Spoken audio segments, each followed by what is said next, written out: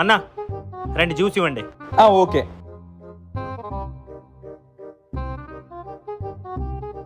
Baby ఒక్క నిమిషం ఉండు, బిల్ పే చేసి వస్తా. బేబీ బేబీ నేను ఉన్నానుగా, నువ్వు ఎందుకు టెన్షన్ పడతావు? నేను వెళ్ళి బిల్ పే చేసేస్తా. అవునా, సరే.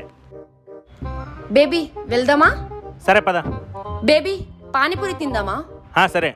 అన్నా పానీపూరి ఇవ్వండి. తీసుకోండి అన్నా. ఒక్క నిమిషం ఉండు బేబీ, బిల్ పే చేసి వస్తా.